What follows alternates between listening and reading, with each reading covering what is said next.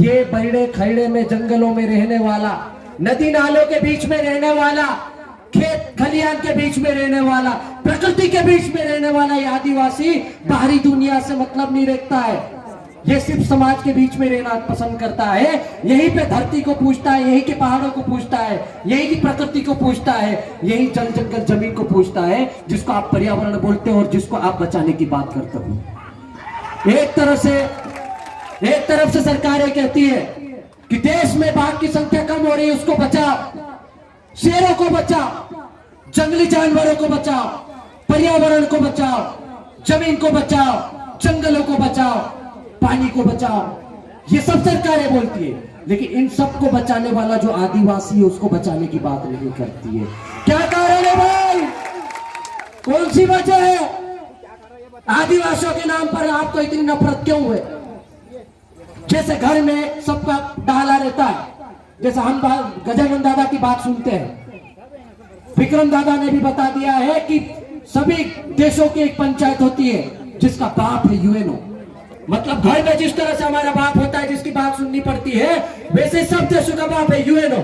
जब तुम्हारा बाप बोल रहा है कि आदिवासी इस देश का मालिक है, उसकी संस्कृति, सभ्यता, परंपरा, उसके संवैधानिक हक अधिकार को बचाने के लिए आपको 9 अगस्त दिया जाता है और 9 अगस्त को आपको मनाना है, तो क्या कारण है कि आप हमारे आदिवासियों के खिलाफ षड्यंत्र कर रहे हो? एक पगला आदमी बोलता है, कोई बोलता है कि ये वनवासी दिवस मना रहे, कुछ जनजाति दिवस मना रहे, और हमारे लोग आदिवासियों में खुश हैं। हम आदिवासी कहलाना पसंद करते हैं और हमारे दुश्मन कितने शातिर है, कितना षड्यंत्रकारी, आप सोच नहीं सकते हो। जहां से हम सोचना नहीं चालू करते हैं, हम बहुत भोले भाले लोग हैं।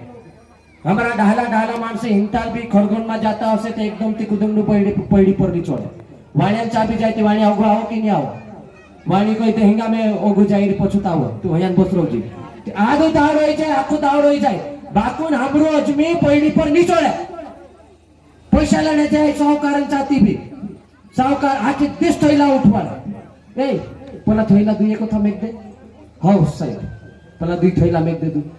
एक काम कर यार, पर ट्रैक्टर खाली करनु छे यार, और तेरे तो से कोतरा पैसा चाहे 5000, 5 नहीं 500 रुपया आप दिस लो। अबे जितना काम तू दिन भर में करवा लेता उतनी तो मजदूरी हो जाती हमारी। इस तरह से शोषण होता है हमारे आदिवासी समाज का।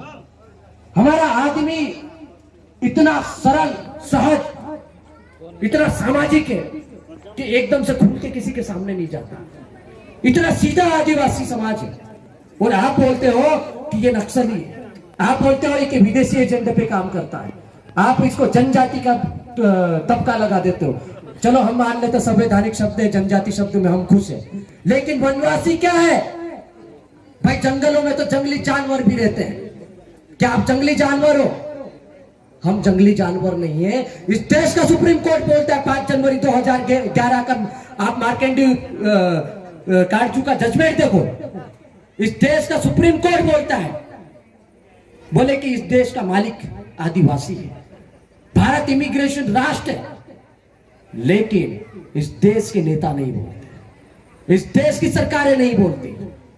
सभी लोग बोलना चाह रहे हैं, हमारे नेता लोग भी बोलना चाह रहे हैं, लेकिन उतने जो हमारे दुश्मन है वो इतना शातिर है कि हमारा भाई जो हमारे साथ खड़ा है, हमारी मां से जना हुआ है, मेरा सगा भाई भी होगा, तो उसको वो उसके साथ ले लेता है और दुश्मनों की सेना का सेनापति बना के उसको सामने खड़ा कर देता है। आज जनजाति का फलाना बना दिया, वनवासी का फलाना बना दिया, और वो बंदूक लेके हमारे सामने खड़ा है और हम तीर कमान लेके भी कुछ नहीं कर पा रहे हैं।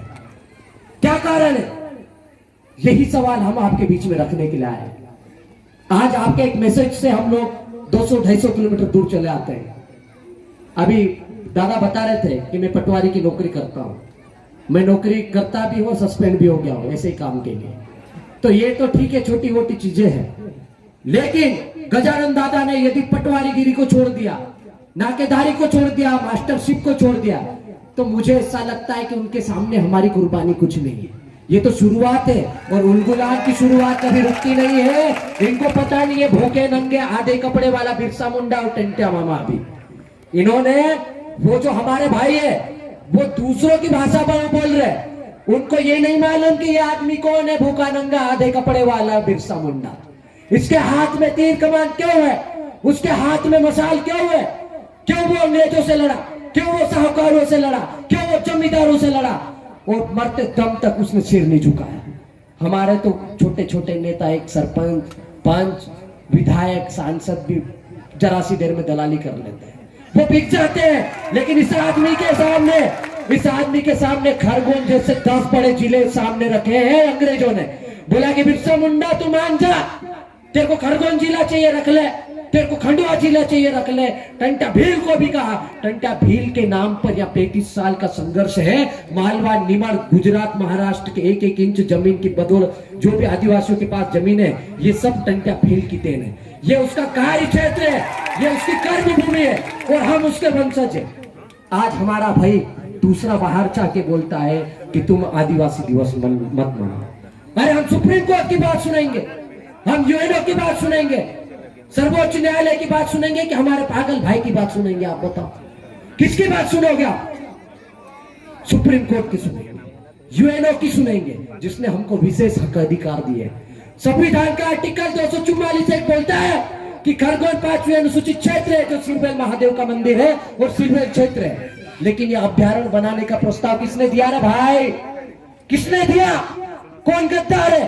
क्या वो सरपंच है, सचिव है, या विधायक है, या सांसद है? नाम उजागर करो, उसको इस देश से बाहर निकालो, क्योंकि सबसे बड़ा देशद्रोही वही आदमी है, हमारा देश का आदमी, इस देश का मूल बीज, इस देश का सबसे बड़ा राष्ट्रभक्त यदि कोई है तो वो आदिवासी है। हमने सब लोगों को बचाया, हमने सब लोगों को बचाया। आपने देखा है खरगोन में कोई बाहरी व्यक्ति नहीं था पहले, बाहर से आए लोग हैं, उनको जमीन हमारे बाप दादाओं ने दी, टंटा भील ने दी, बिरसा मुंडा ने दी, हमारे पुरखों ने दी, डाले लोगों ने दी। उसकी बदौलत आज वहां पर बड़े बड़े कारखाने खड़े। और बाहर का व्यक्ति अब हमको बोलता है कि 244 से खत्म की जाए, 13(3) का है जो पंचायत को, रूढ़िगत ग्राम सभा को प्रावर है, जो दादा बोल रहे थे अभी के, न लोकसभा न विधानसभा, सबसे ऊपर ग्राम सभा। तो बढ़वानी के कुछ बेवकूफ लोग बोलते हैं ज्ञापन देके, बोले कि इसको भी खत्म करो, पैसा एक्ट खत्म करो। अबे तुम्हारे बाप ने दिया क्या पैसा है कि तुम्हारा बाप आया था हमारे लड़ने के लिए? हमने तुमको हमारी जमीनों पर बसाया, हमने तुमको हमारे घरों में पना दिए।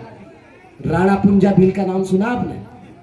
महाराणा प्रताप की 70% लड़ाई लड़ने वाला राणा पुंजा भील है। आदिवासी था वो, हल्दी घाटी का युद्ध जिताने वाला आदिवासी राणा पुंजा भील था।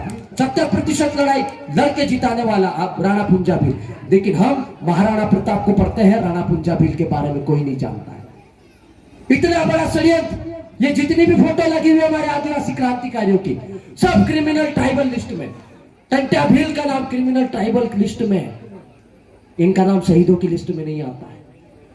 ये ढोंग करते हैं जो लोग, नाटक करते हैं जो लोग, इनकी जयंतियां मनाने के लिए अभी अभी तैयार हुए ना, ये सब इनके आंदोलन की बदौलत है। ये जो जितने लोग बैठे ना, ये सब एक एक आंदोलनकारी है। यहाँ का बच्चा, बड़ा, बुजुर्ग, जितने भी लोग यहाँ बैठे, ये सब आंदोलनकारी है, सच्चे लीडर है, सच्चे नेता है। और इनके कंधों पर अब समाज की जिम्मेदारी आ गई है। हमारे नेताओं ने जिम्मेदारी नहीं निभाई, हमारे जनप्रतिनिधि ने जिम्मेदारी नहीं निभाई, इसलिए पढ़ा लिखा बेरोजगार युवा भटक रहा है, संघर्ष कर रहा है, भोपाल में, दिल्ली में जाके डंडे खा रहा है, अधिकारी कर्मचारी निलंबित हो रहा है, प्रमोशन नहीं हो रहा है। जो मास्टर था मास्टर ही बन के खत्म हो रहा है, रिटायर हो रहा है। नाकेदार था तो नाकेदारी में ही खत्म हो रहा है, प्रमोशन नहीं हो रहा है। हमारे बच्चों की स्कॉलरशिप धीरे धीरे खत्म होती जा रही है, कम होती जा रही है, हॉस्टलों में सीट कम होती जा रही है। नौकरी तो मिलने का सवाल ही नहीं होता, आप डंडे खाने के बाद भी नौकरी नहीं मिल रही। ऐसी परिस्थितियां निर्मित हो गई देश में। किसान, इस देश का किसान 9 महीने से दिल्ली में आंदोलन कर रहा है, हर वर्ग आंदोलन कर रहा है, हर व्यक्ति आंदोलन कर रहा है और अपने जीने के लिए संघर्ष कर रहा है। और सबसे ज्यादा संघर्ष कर रहा आदिवासी। विक्रम दादा बोल रहे थे 65% जमीन थी। आप बताओ, आदिवासी हिंदू बन गया होगा, मुसलमान बन गया होगा, क्रिश्चियन बन गया होगा, सिख ईसाई जो भी बनना बन गया, क्या जमीन बनी उसकी हिंदू मुसलमान सिख ईसाई? यदि जमीन नहीं बनी तो कहाँ गई आदिवासियों की 65% जमीन? ये सवाल आपके सामने पड़ा खड़ा है। सवाल करो आप अपने जनप्रतिनिधियों से, अपने नेताओं से। तालियां बजाने से कुछ नहीं होता।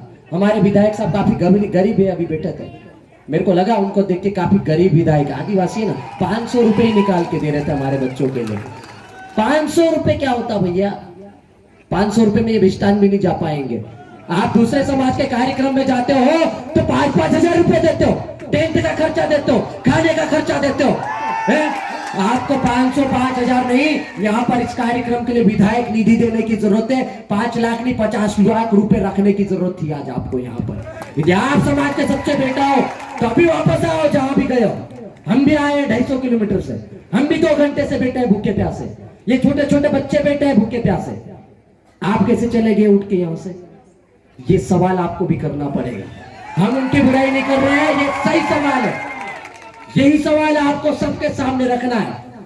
अभी हमारी बहन भी बोल रही थी कोई मसीहा उनके पिताजी रहे होंगे, अच्छा चलो उनके लिए हम सम्मान करते हैं, लेकिन हमारे समाज में समाज दिशा तय करता है, समाज तय करता है कि समाज का नेता कौन है, समाज का मसीहा कौन है, समाज के लिए कौन संघर्ष कर रहा है और किसको मंच पे सम्मान देना है, ये समाज तय करेगा, कोई व्यक्ति तय नहीं करेगा। और ये आंदोलन के रास्ते ये सारी चीजें चलती है।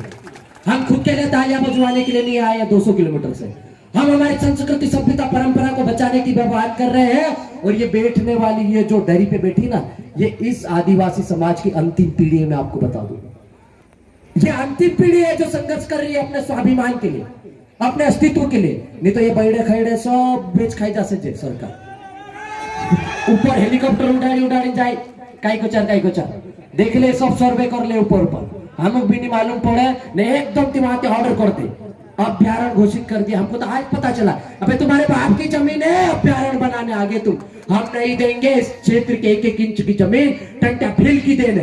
और टंटा भील का इतिहास पढ़ो, तुमको यहाँ घुसने की हिम्मत नहीं होगी। आज भी पाताल पानी में ट्रेन 2 मिनट के लिए रुक के उनको सलामी देती है। यहाँ पर बैठे लोगों को टंटा मामा बनने की जरूरत नहीं पड़ना चाहिए, और ये बन गए तो समझ लेना कैसा माहौल होने वाला है।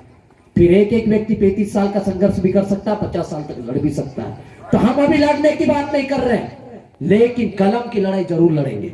हम संवैधानिक लड़ाई की बात करते हैं, संवैधानिक हक अधिकारों की बात करते हैं। और ये सारी चीजें हमको, ये जो नीली ड्रेस में दिख रहा है ना बाबा चश्मे वाला, जिसको हम डॉक्टर भीमराव अंबेडकर बोलते हैं, उन्होंने लिखा है।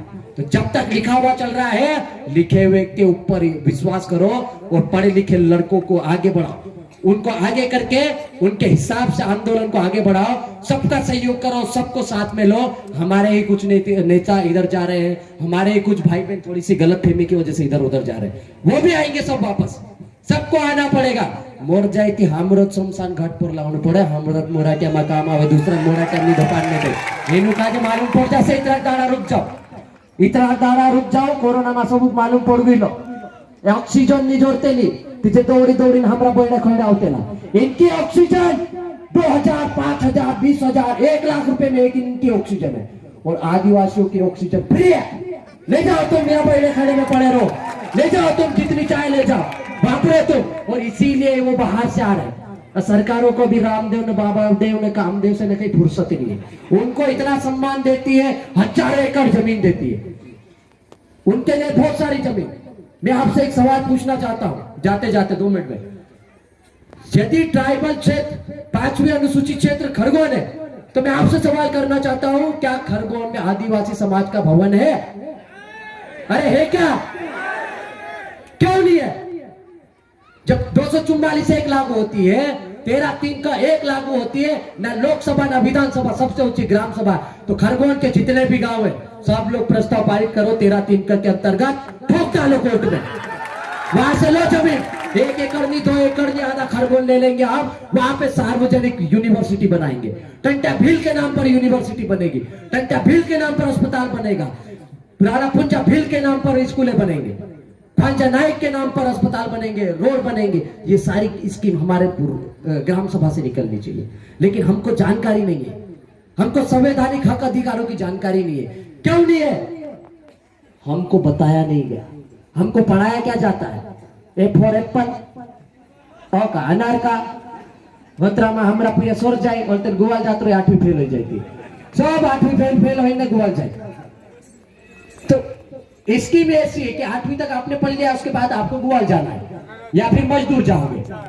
आज भी गांव में आप देख लो, ये पूरा ट्राइबल क्षेत्र है। इस गांव में, यदि गांव में हम घर में किसी घर में जाएंगे ना, भी 1 किलोमीटर दूर, तो डहानोज भी भेलो से दादा पूजा को दा गुजरात जाए रहा, महाराष्ट्र जायरा काय करने जायरा दाळ की कोरजू ढेर को हेजू को खुदानो छे ने सालते ने काई बीज बीज बुने पैसा नहीं अपना चली आवसे पूरा अरे जवान जवान पूरे सब खत्म हो गए गुजरात जाके महाराष्ट्र जाके हमारी बहन बेटियां नई नवेली शादी होती सीधी जाती टगारी उठाती है।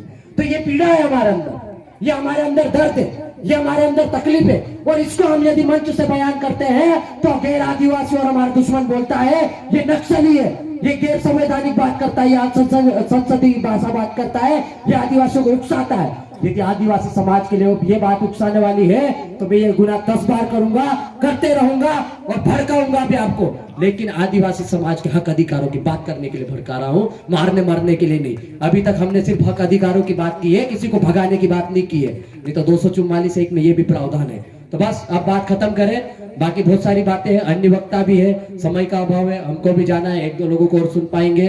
हमारी टीम भी आई है, सोंडवा से ही है, बिल्कुल आपकी तरह जो बारेला क्षेत्र है हमारा ये वाला, तो वहीं से सोंडवा जो सुपटे बजा रहे थे पावली वाले, तो उनके लिए भी भाई एक बार जोरदार ताली बजा दो, क्योंकि वो एकदम से कहने पर आगे एक फोन पे आगे हमारे। तो आप सबने मुझे सुना, उसके लिए बहुत बहुत धन्यवाद। जाते जाते नारे लगा दूं, वो ज्यादातर मैं हिंदी में बोला इसलिए आदिवासी में नारा लगाता हूँ, है ना? बिरसा मुंडा कुरिंचे, बिरसा मुंडा कुरिंचे,